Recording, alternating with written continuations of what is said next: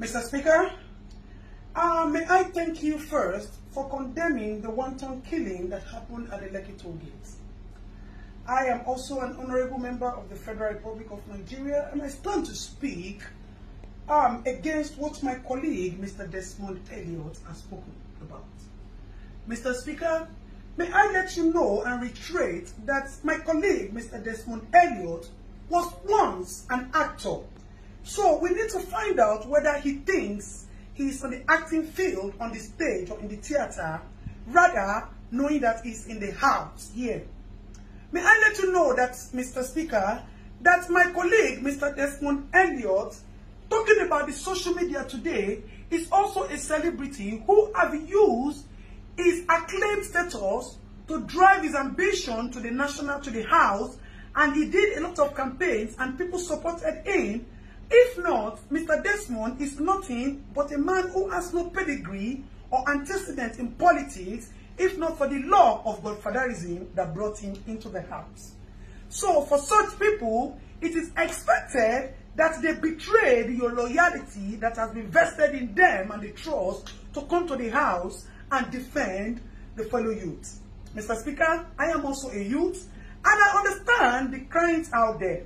My colleague is talking and talking and talking and showing all Superman power as if he just got a major role. Sir, this is reality and not acting that we are facing here. Mr. Speaker, my colleague spoke about celebrities and actors. May I let you know that these people or this social media that my colleague is talking about is the new judiciary system of the Federal Republic of Nigeria. This is where matters are being deliberated and attention is being gotten to our little problem, since the local government as an angle of the government is not functioning and has not been functioning. So an average Nigerian citizen do not have access to reach his leaders to express his problems and get immediate attention. Mr. Speaker, like my colleague said, in the next 5 years, if we continue to look at Nigeria, there will be no Nigeria today because you politicians would have looted all the funds in the system, and the children will have nothing. And we will not wait until the next 5 years for us to speak out. That is why we are running the era of Sorosoke. We are no longer keeping quiet for you unscrupulous, men without integrity, unidentified, physically identified looters. May I put my words clearly, Mr. Speaker? Because our politicians have turned to broad daylight looters. They have turned to broad daylight robbers. They have turned to broad daylight liars who have no integrity, like my fellow colleague, Mr. Desmond Elliot. And I am suggesting that we look for the nearest psychiatric hospital to check my colleague in for immediate attention, as we do not intend to lose him to some of the people who have died in the Lekki toll massacre. Let me thank you for your intervention. Mr. Speaker, may I also plead with you that the issue of the Oba of Lagos is so alarming and shameful to us as youth. Àwọn Yorùbá ní pé tí ọwọ́ ẹni ò bá ti tẹkù ìdàsà, a kì í bèrè ikú tó pa bàbá ẹni. The act of Oba of Lagos has shown that there needs to be proper investigation to his character and person and how he relates with people in his area. The office of the Oba is supposed to consult with the oracles and our ancestors when there are troubles in the land, so we can provide solution. Rather, the office of the Oba has turned into a storage of dollars and palliatives, and that needs to be questioned and properly investigated, sir. May I also plead with you, Mr. Speaker, that you should look into the bills that are being presented to you and be sure that you are defending and supporting the interests of the youth.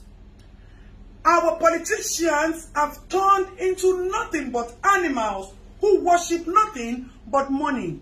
May I also bring to your notice, Mr. Speaker, that there is a fellow member of the government as well who kept some palliatives in his house and decided to share it on his birthday. My people will say, Olori Buruku Nyewasa, with all due permission and respect, Ashiere Ole,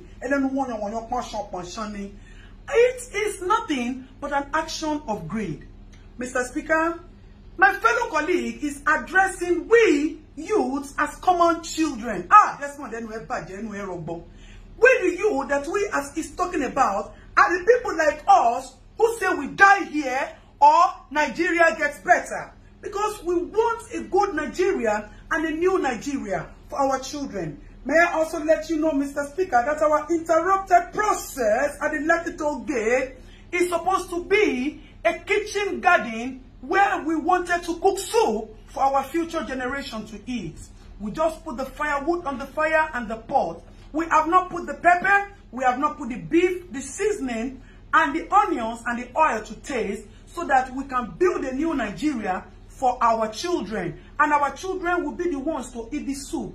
We are not greedy, Mr. Speaker. We are just a generation who does not take nonsense. And we are just a generation who want a new Nigeria. Nigeria has been pregnant for years of corruption, of years of inhumanity, of years of insane leaders, of years of lies and deceit, of years of looting and bad governance, bad road, bad hospital, bad police system.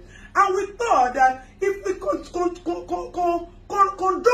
a cesarean section for this pregnancy, we'll be able to bring out all these and give birth to a new Nigeria. Mr. Speaker, before I go, I would request a 1-minute interaction with my colleague so that he will know that we are all here to protect the interests of the citizens of the Federal Republic of Nigeria. That's not, you already know correct. If nobody say that they do you for dream, they talk about social media for you. You think say we no go here. You think say some people where they know you are not go see content or say you go the jambula mouth for house. Be careful, make you not begin to see people like us for your dream. Make you be very, very careful. Meanwhile, me and you will go sit down for Suliri. Make I face, make I tell you, not the way if you do. But Gabi Amila, Oga, na my baboko. So you know go there, anything will happen to me. You see, say confidence in me, Poko. Mr. Speaker, thank you very much, sir, for your little 1-minute time. Mr. Speaker, before I go, I would want to plead with you not to sign, to use your good office, not to sign any bill that is against the interest and the benefit of the public. May I also let you know that we seek justice for the people who have been killed.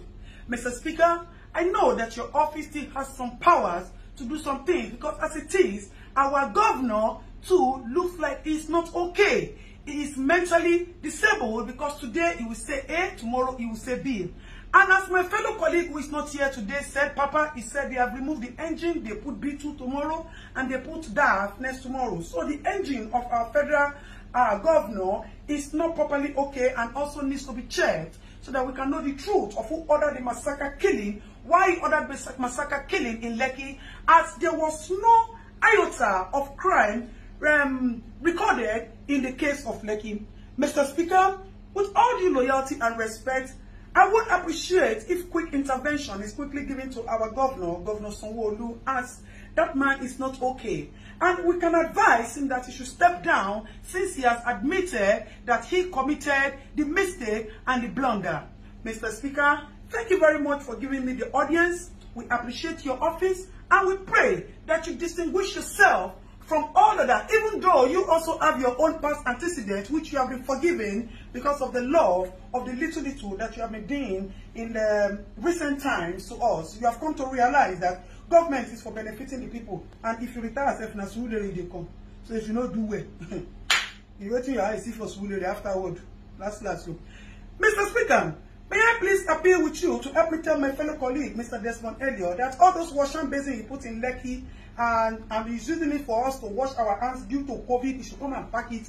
If that is what he has done, that is making him to be jambula, talking jambula, mouth rough, handing his mouth, he should come and take it because as it is, we are suspecting that there is no COVID. The government only used COVID to cash out on us. That is why they have not shared. Mr. Speaker, may I also plead with you that you should use your honorable office to help us bring to justice. I need to ask this question, Mr. Speaker. I put it forward to you, sir. Who is supposed to be prosecuted? The people who kept the palliative without sharing it to the rightful owners, or the people who looted the palliative warehouses and took food that was supposed to be your fundamental human rights, sir.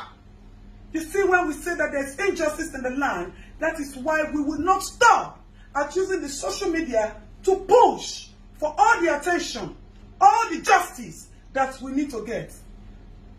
Mr. Speaker, thank you for the time out. May I further reiterate that Mr. Desmond Elliot, according to Davido, one of the youth, has said that all the memories, the fake memories of acting that you brought to us, we have forgotten about it and you have been jeopardized with this single act of yours. So if you would tell Mr. Desmond Elliot to please check himself into the nearest psychiatric hospital, it will be very good, sir. I remain your Honorable Adeton, who stands for nothing but justice for the common man, as I am a common man and a citizen of the Federal Republic of Nigeria. So help me God, sir.